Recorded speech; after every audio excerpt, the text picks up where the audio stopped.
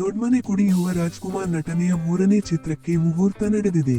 ಬೆಂಗಳೂರಿನ ಸುಬ್ರಹ್ಮಣ್ಯ ದೇಗುಲದಲ್ಲಿ ಕಾರ್ಯಕ್ರಮ ನಡೆದಿದ್ದು, ಯುವ ರಾಜ್ಕುಮಾರ್ ಚಿತ್ರಕ್ಕೆ ನಿರ್ದೇಶಕ ದುನಿಯಾ ಸೂರಿ ಆಕ್ಷನ್ ಕಟ್ ಹೇಳಲಿದ್ದಾರೆ. ದುನಿಯಾ ವಿಜಯ್ ಅವರ ಪುತ್ರಿ ರಿತನ್ಯಾ ಈ ಚಿತ್ರದ ನಾಯಕಿಯಾಗಿ ಅಭಿನಯಿಸುತ್ತಿದ್ದಾರೆ. ಲ್ಯಾಂಡ್ ಲಾರ್ಡ್ ಚಿತ್ರದ ಬಳಿಕ ರಿತನ್ಯಾ ಅವರಿಗೆ ಈ ಚಿತ್ರ 2ನೇದಾಗಿದೆ.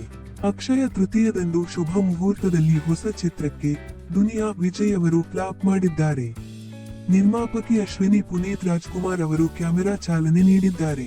PRK KRG ಜಯಣ್ಣ ಫಿಲ್ಮ್ ಬ್ಯಾನರ್ನಲ್ಲಿ ಈ ಚಿತ್ರ ಮೂಡಿಬರಲಿದೆ.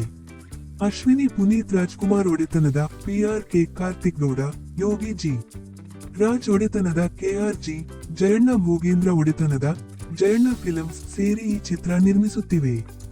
ಯುವ ರಾಜ್ಕುಮಾರ್ ಅಭಿನಯದ ಇಕ್ಕ ಚಿತ್ರದ ಬಿಡುಗಡೆಗೂ ಮುನ್ನವೇ 3ನೇ ಚಿತ್ರ ಘೋಷಿಸಲಾಗಿದ್ದು, ಇದೀಗ ಸೆಟ್ಟೇರಿದೆ.